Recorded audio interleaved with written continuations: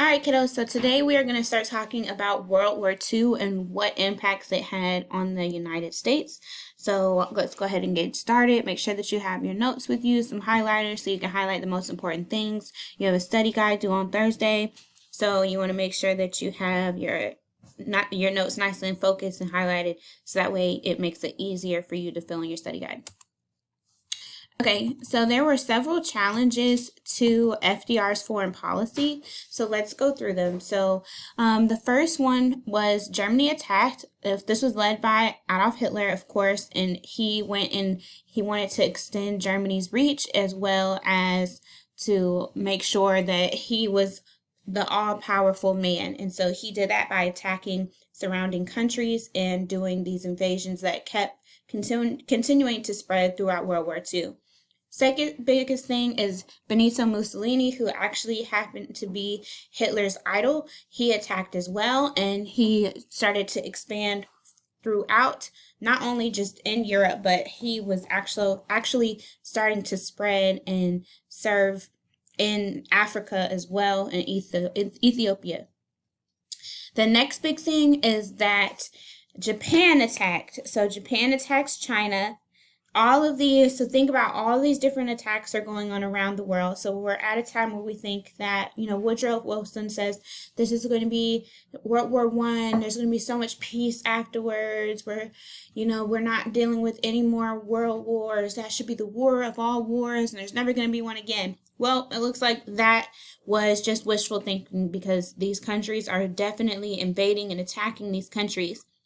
FDR believed Americans should help their allies prevent these totalitarian dictators, these huge dictators that are just ruling their countries and ruling the places that they take over, and they wanted to stop their influence. So, however, remember we had these neutrality acts that basically said that we weren't going to get involved in any other issues around the world. We were going to be neutral. So neutrality acts outlawed American sales of arms to nations at war. So we weren't allowed to sell any goods to any nations that were currently at war. We wanted isolationism. We wanted to only focus on what was here in America. So these are the Axis powers that you see on the screen right now. In Italy, there was Benito Mussolini. Germany, of course, had Adolf Hitler. And then in Japan, there were two main leaders. They focused mostly on militarism, and that was Tojo and Hirohito.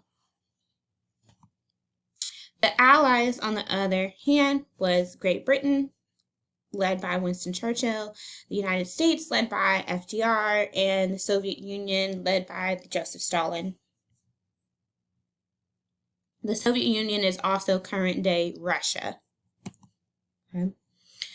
So on the page now, you can see the different attacks. So you see Japan's here on the left attacking China. Italy has come all the way down this way and attacked Ethiopia, and Germany is just going nuts and attacking all of these different areas around Europe. But isn't there an international group that is supposed to prevent this kind of aggression? Yes. What happens to the League of Nations? This is huge because the League of Nations was put in place to keep peace, but you can see clearly it was ineffective. It did not work.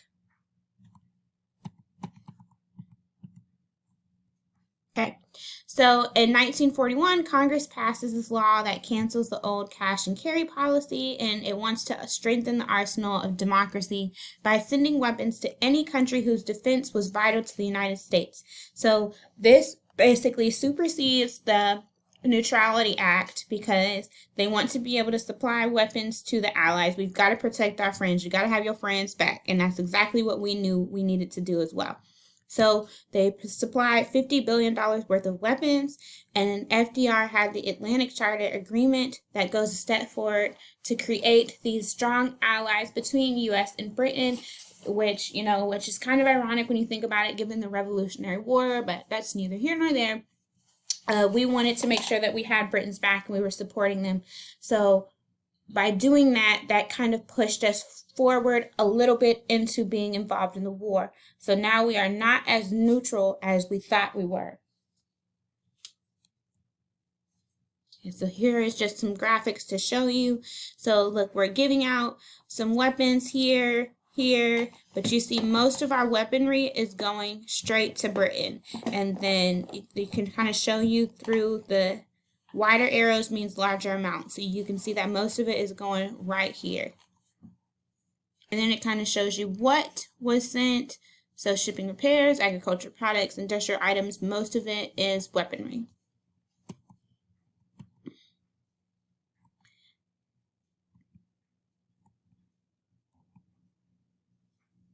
Okay, then on the fateful day, December 7th, 1941, Pearl Harbor is attacked by Japan.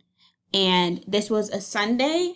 Everybody was at church or just kind of, living their life. It was a nice, peaceful, quiet day.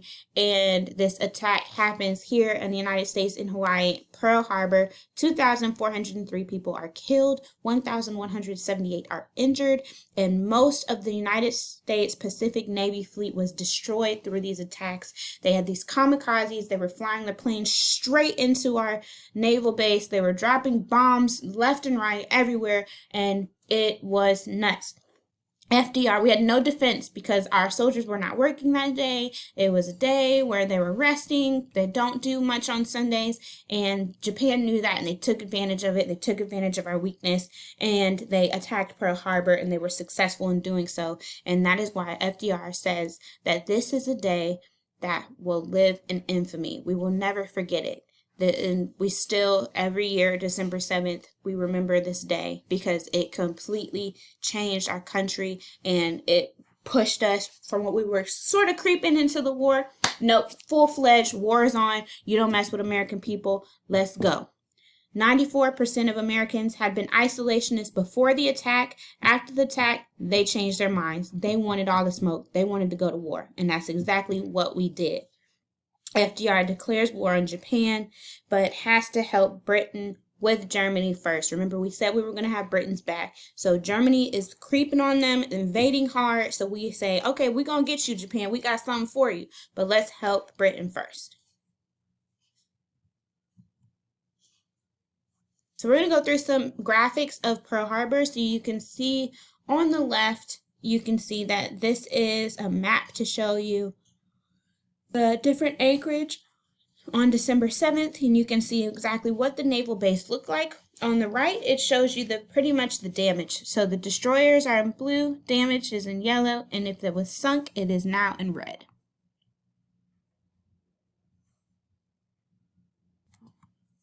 Okay, so here we have some pictures of the damage. On the left, look at this huge cloud of smoke that is coming from the naval base, going all the way into the sky. This is an aerial view, of course, and you can see the smoke is just billowing out.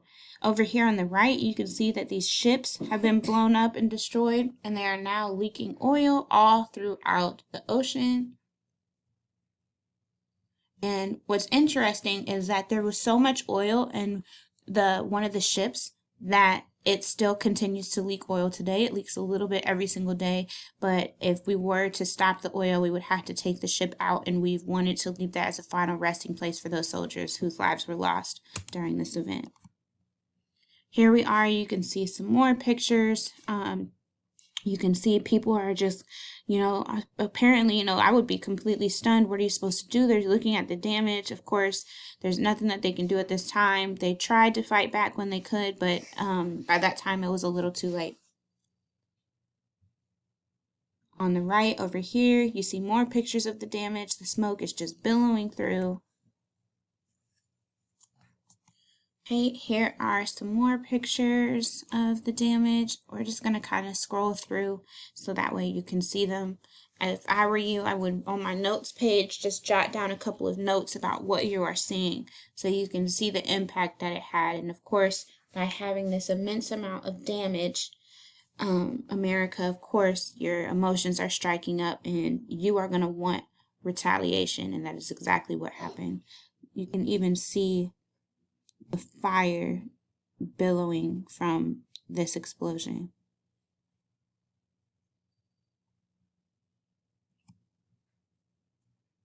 There's another explosion and another explosion. On the far left here, you can see some of the damage left behind from the attack.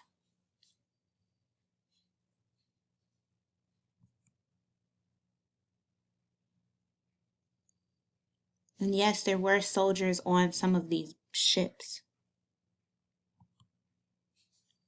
This is the USS Arizona, and you can see this ship is still currently in the ocean. It is still there. We have put on top of it, and you can see even here on the right, this is the ship that is continuing to leak oil into the ocean, but we don't want to touch it because we have made it into a memorial. As you can see on the top, you can actually travel out here through a boat, and you are able to walk through and tour the memorial that honors the soldiers whose lives were lost that day.